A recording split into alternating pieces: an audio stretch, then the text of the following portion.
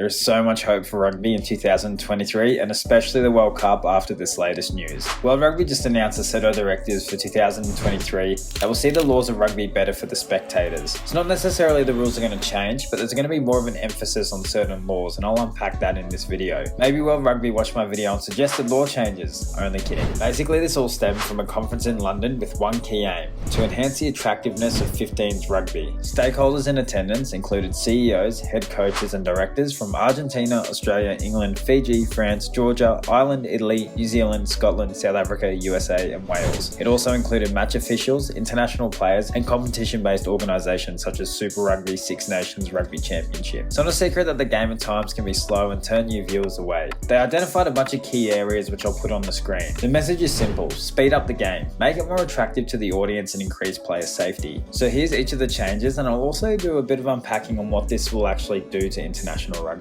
Just quickly, I'm recording this after making the video. I found some really interesting data that was actually shown at that conference, which I'll put at the end of the video. It did give me a lot more respect for actually what World Rugby are looking at when they're making these decisions, so if you're interested in that, it's right at the end. Time wasting, and more specifically, kicks at goal were the target. A focus on existing laws which must be strictly followed. Conversion kicks must be taken within 90 seconds from the time the try was awarded, and if this isn't followed, the kick is disallowed. The exact same situation for penalty kicks with a 60-second timer. In 2023, expect to see on every TV screen a shot clock in the corner of the screen counting down. I love this idea because it's something that helps keep the viewers entertained and remain focused while waiting for the kick to happen. Another time-wasting law enforced will be intentionally delaying the line out, which will result in a free kick. Don't expect to see any more long team huddles as the kick goes into touch. Scrums are a tad different. There'll be a 30-second clock to pack the scrum from when the ref makes his mark in the ground. What is meant by making his mark in the ground is when he drives his boots into the ground, raking backwards. Again, love that we will see counting down clocks on the TV screen, and this is actually something that might keep viewers more entertained.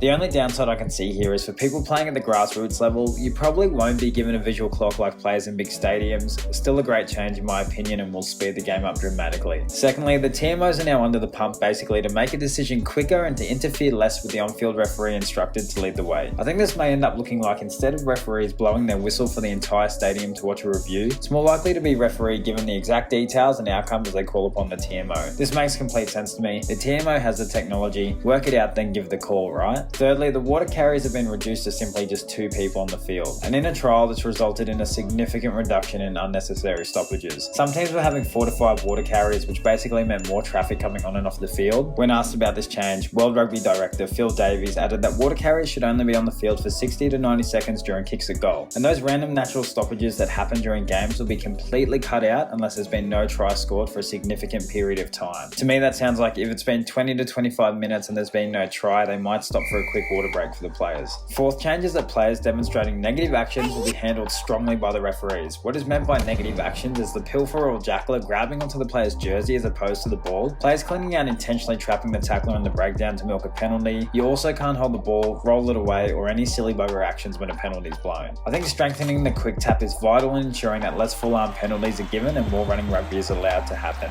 It also means teams can take advantage of tired defenders more. The fifth change is a focus on players only using their legs to support their own body weight and be classed as remaining on their feet. Any other part of the body touching the ground for balance or stability will be classed as a player off their feet. This should speed up the time of each breakdown, with players basically having to just stay on their feet if they're in the ruck, which is always what the intended rule was meant to be. And finally, one of the most frustrating rules and ongoing debates in rugby, the deliberate knock-on. This is almost reverting back to what it was many years ago. If it looks like the player is making an attempt to catch the ball as opposed to slapping the ball down, it will simply be a scrum. This may tempt more wingers to go for the intercept, but also make for more gaps in the defensive line as wingers might push up. My thoughts on these changes are they're great for rugby and making a spectacle that people want to watch. I don't think improving the spectacle was just for us rugby diehards, but also for new fans that aren't really prone to rugby yet and haven't really grown on the game. Making it a better spectacle is actually going to encourage people to come back and want to watch the game again. Most people watching this might think that the Southern Hemisphere running rugby playstyles will benefit the most, but I disagree with that statement. Teams that are the fittest have the most to benefit from this change, but also teams that are statistically going to score more tries. In 2022, these teams were New Zealand, Ireland, South Africa, France, and Japan. I also think that coaches are probably going to have to rethink their lineups to reflect players that can pack a scrum within 30 seconds, time after time, and can remain on the field with more rucks, more tackles, and more work. Also, with the jackal or the pilfer being nerfed, you won't really see a combination of 2 ball stealers at 7 and 8 like we have in other World Cups. The most obvious example that comes to mind for me is Hooper and Pocock. Here in Australia, Rugby League, one of rugby union's biggest competitors, brought in in a bunch of rule changes to speed up the game. It actually resulted in an 11% increase in tries and points scored, including field goals throughout the season. Some of the other changes we saw from this in rugby league was tries weren't scored on the wings as much anymore. There was actually a lot more breaks and tries being scored through the middle of the field, which actually opened up gaps everywhere across the defensive line. It made it for a really entertaining spectacle, and I'm sure this will be something similar we see in rugby union this year. What do you think about these changes? Let me know in the comments below. I made a video recapping rugby in 2022. Check out my channel if you haven't seen it already. Thanks for watching, guys.